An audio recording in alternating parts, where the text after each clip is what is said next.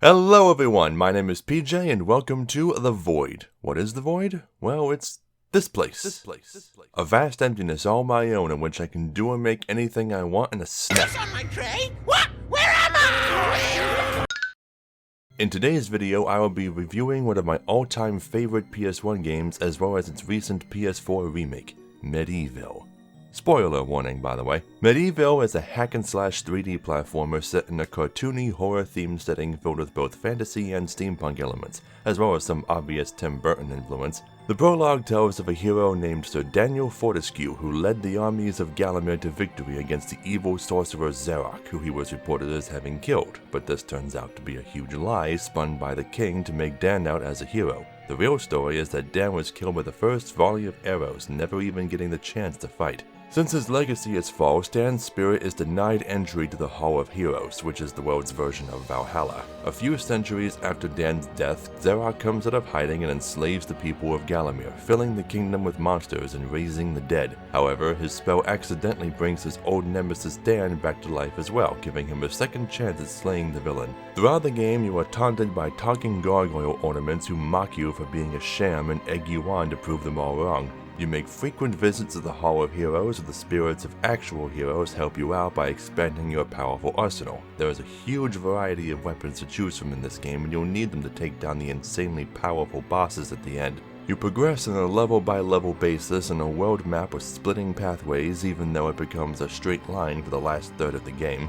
You find hidden items and use those items to find new levels in which you find more hidden items. You'll fight your way through a zombie-infested cemetery, a living pumpkin patch, a poisonous forest, a riddle-laden hedge maze, an insane asylum, a ghost ship, and much more. It's a beautiful, fun, and fantastic game, and I'd recommend it to anyone. Anyone who is even remotely good at video games, that is. For those who aren't aware of my scoring system, I start at 5 out of 10, then add or deduct points for things I like or don't like. First up are my 5 main categories. First, the graphics. As far as atmosphere goes, both versions hit the nail on the head. Every area feels spooky and mysterious, except for the ant caves, which are fucking terrifying in the original but bright and colorful in the remakes. Character animation is somewhat lacking in the original, with most characters not emoting at all, and the gargoyles have jaws that move like they're South Park Canadians. The statues in the Hall of Heroes don't move save for their heads, which just shift around all creepy like.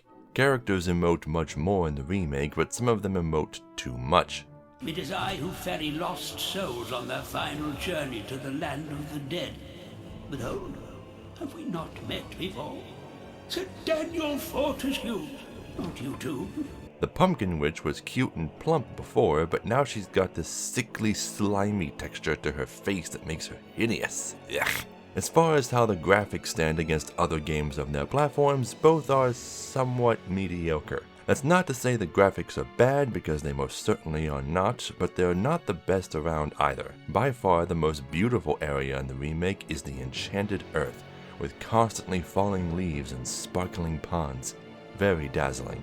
I'm also a sucker for Bloom. In the end, I think the graphics are good enough to earn this point. Second, the music. The soundtracks for both versions were composed by Paul Arnold and Andrew Barnabas, a duo known as Bob and Barn. The music is very orchestral in nature, with some songs being calm and eerie and others being loud and ominous. The OST for the original was one of my favorites on the PS1, and while the remake's OST is good, it's also kind of hit and miss for me. Some songs do the originals justice, some are so amazing they put the originals to shame, and some don't sound anything like the originals at all. There are some cool things they did with it though, like making more variations of the boss theme and giving the merchant gargoyles their own song. I'm not doing a second video on the game's music this time, so let me just play for you my favorite song from each version.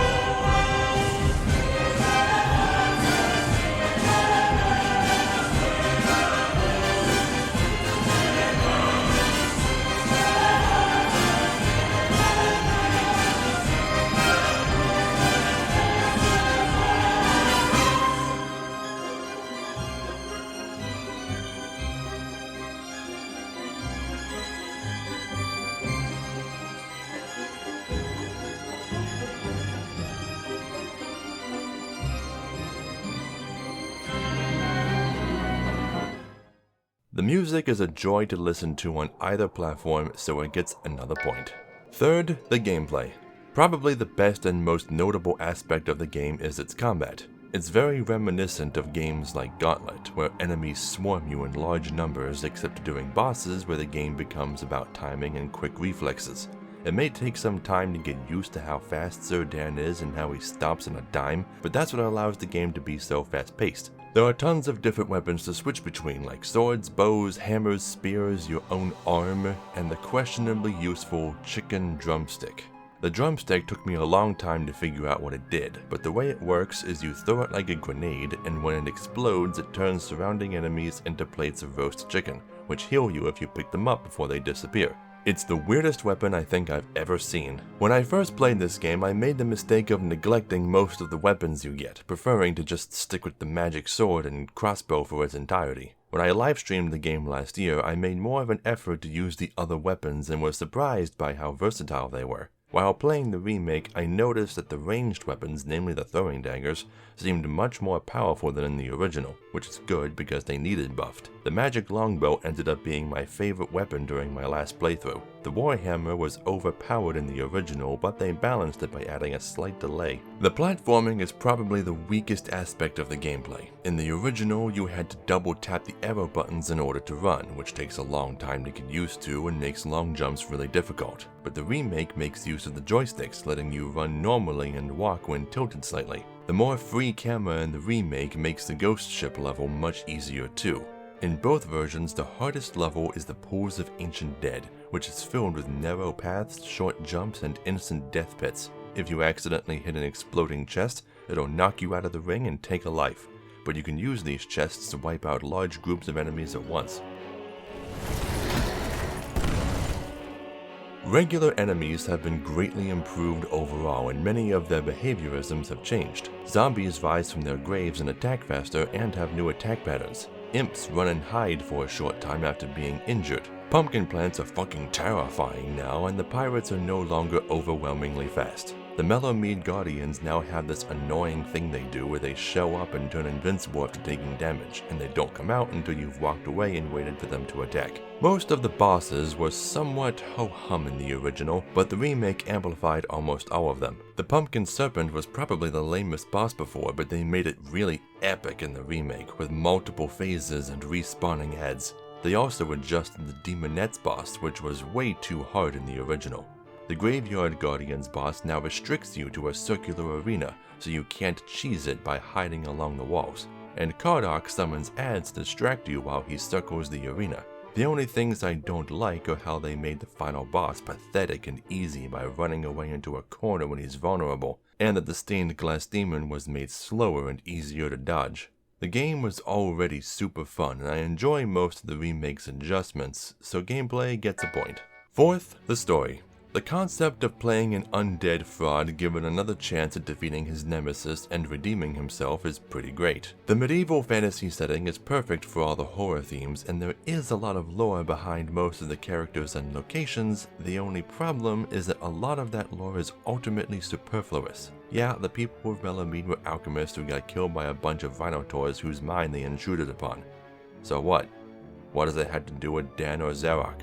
Why is it a part of the setting? The motivations for Zarok are never explicitly told, and the bits of backstory we get for Sir Dan tend to contradict each other. Zarok himself also never does anything after the opening FMV up until you fight him at the end. He just has his minions going around trying to find more sources of power, all of which end up being rather pointless. The story isn't that great, but it's not horrendous either. There is a story to be told here, it just never really got told. So no score change for the story. Fifth, presentation. The original came with a full-color manual, though sometimes it was black and white, which was common for PS1 games, but at least it came with something. The PS4 version doesn't come with anything, not even a little slip with ads for other games. That's inexcusable in my opinion, although I hear there was some sort of pre-order version that came with the soundtrack and a digital comic book. If I'd known about that, I would have pre-ordered it. What the PS4 version does have though is the Book of Galamir, an in-game journal filled with character bios for all the enemies, bosses, and major characters of the game. What's more is that these bios, as well as the intro and all the readable books in the game, are fully voiced by Lonnie Minella, the new narrator who is known for voicing Ivy Valentine in Soul Calibur. While the humor can be a little cringy at times, it's good that they put as much work into this feature as they did. So, the original had a manual, and the remake had the Book of Galamir. Lonnie aside, the voice acting for the characters in the original was pretty good. Everyone loves the smart-ass gargoyles. Come see Stengard the Mighty!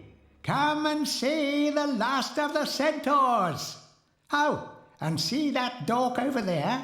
That's Daniel Fortescue, would-be hero! Ha ha ha ha ha! And Zarok is a very goofy, campy villain. You're too late, Fortescue. Already my army has risen from the grave. You will never leave this necropolis. The voice acting in the remake is exactly the same. I mean that literally, by the way. Lonnie Minella aside, all the voice acting seems to be lifted directly from the original. But hold, you could take my crossbow. It's got rapid fire, you can ricochet the darts off walls to shoot around corners. I used it at the Battle of Galamir. After you were slain, I shot Zarok's champion, Lord Kardak. A clean kill through the eye at some 1,000 yards.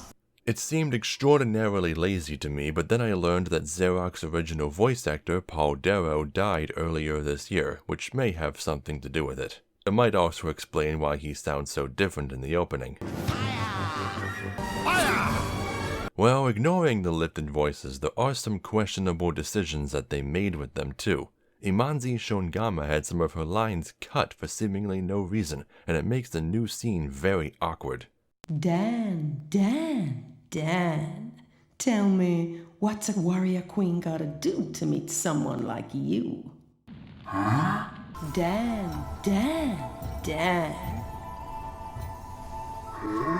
The fairies, which used to thank you when freed, now do and say nothing. What's more, the boatman seems to actually have new lines. I don't know if they were cut from the original or if they were just unused from back then, but it's neat. Look at you. It must be 500 years since you were last on my ferry. You don't look a day over 400. Now, here we are. Zarok's magic has caused the lost mythical town of Melamine to rise in this watery grave. See you soon. So, lift it or no, the voice acting is still good, and with everything else I've mentioned, I suppose presentation gets a point. Now with the 5 main categories out of the way, let's move on to the miscellaneous stuff. From this point forward, I will be giving the original and the remake separate scores. Let's see which one's better. The remake added a merchant gargoyle to the Hall of Heroes, allowing you to restock on supplies before even starting the next level. +1 for the remake. The stained glass demon was my favorite boss in the original. The dark reveal.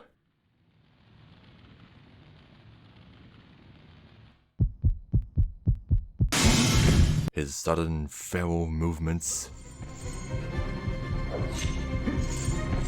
And his creepy death animation.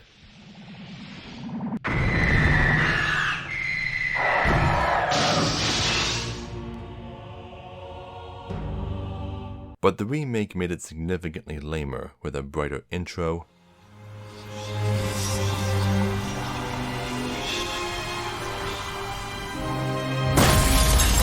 more awkward death sequence,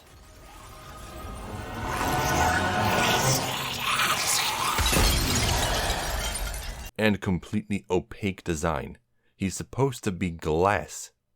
+1 for the original, -1 for the remake. The original is nearly flawless in terms of glitches, but the PS4 version is, unsurprisingly, full of them. When you examine a book or a gargoyle head, the game tries to correct your position, and it frequently fails, causing you to walk in place until you mash the joystick around. Sometimes enemies will disappear into the void and you'll need an AoE attack to deal with them. The Enchanted Earth is by far the buggiest level of all. Not only was there a geometry glitch where I got permanently stuck, but the pathing for the gargoyle after freeing the shadow demons sometimes gets bugged, and if you skip this conversation, the shadow demons won't spawn. Why is this gargoyle the trigger for enemies spawning anyway? -1 for the remake. Navigating the world map already took a long time, but now it takes even longer for some reason. -1 for both versions. In the Scarecrow Fields, there's a machine you can activate that cuts a path to the level's chalice. It crashes into a river and forms a bridge for you to cross, making a clicking noise as it fruitlessly tries to keep walking. There's a bug where you can hear the broken corn cutter over by the chalice before it even gets over there. -1 for the remake. The elephant dragons are now impossible to see through the lake's new rippling water effect. I wouldn't have even known they were there if I didn't already see them in the original, and you had to know what this elephant is for one of the new side quests they added. -1 for the remake. The fight against the ghost ship boss has had some neat little adjustments. Rather than only having to light 2 different cannons with a flaming club, you now have 1 cannon and 2 switches that change its orientation. That's okay and all, but the really cool thing they did is halfway through the fight when it starts storming. Your only fire source is extinguished, so you can't light the cannon anymore. Or so you think. The rain forces you to find an alternate method of lighting the cannon, that being the dragon armor. I found the fight to actually be far easier using the dragon armor. You couldn't do this in the original, I tried, so I'm glad the game got more use out of it than just walking through a single firewall. +1 for the remake. I was so surprised to learn that they added a new side quest to the game, since everything up until the last couple levels was basically identical to the original. Once you've freed the lost souls in Zarok's lair, they will scatter about Gallowmere. You must find them, bring them to a specific area in another level, and complete a short challenge. Doing this for all the lost souls will unlock the original game to play, which is actually how I got this footage. Some of the lost soul quests are kind of lame, like short gauntlets of a few enemies, cutting vines, or doing something you already did a second time. But some of them are really cool, like this optional boss fight against the Rat King, who has 9,999 hit points. Woo, and let me tell you, that was a hard fight. There's also a race through Gallows Gauntlet, which is also super difficult. They put Rhinotaurs in the hedge maze, get it? And there's a puzzle where you have to count things in the time device and figure out the right clock position. It doesn't detract from the game at all and was a fun side quest to do, so I give the remake a point for it. One thing that really bugs me about both versions are the enemies known as Nellie Mad. On the surface, she's a cool concept, a possessed little girl who chases you around with an axe and who you have to avoid harming in order to get the level's chalice. But what happens if you do harm her? She cries and runs away, basically unscathed. This sort of bullshit has irked me since I first noticed it in Skyrim. And no, it's not because I'm some psycho who wants to kill children in video games, it's just because it makes no sense. You can kill the adults just fine, so why are these enemies immune? It makes even less sense that Nellie Mad loses her soul when you beat her up.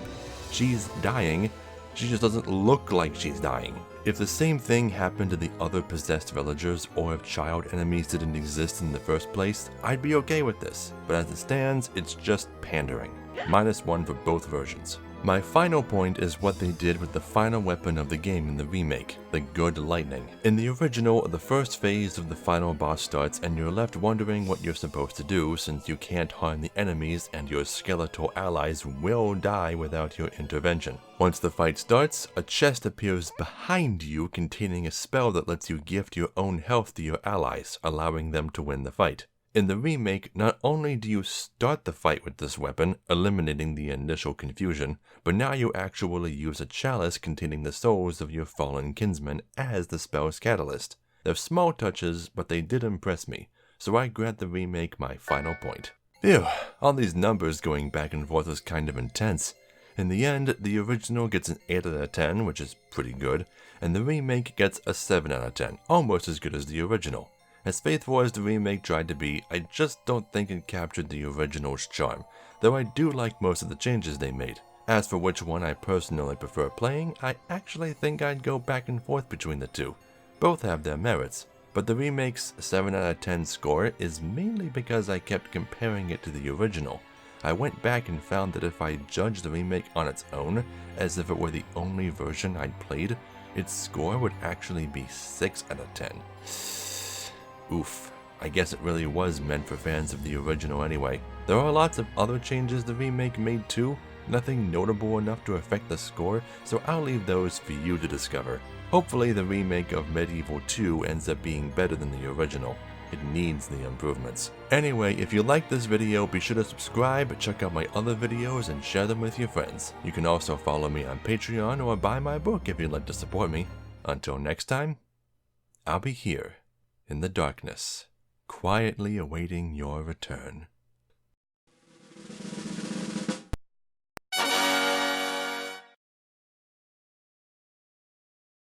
Okay, in all seriousness, if I absolutely had to pick a female character as today's waifu, it'd be Imanzi Shungama. I mean, she's cute and all, but I'm just not a fan of her overly flirtatious personality. Her spears are cool though. Okay, bye.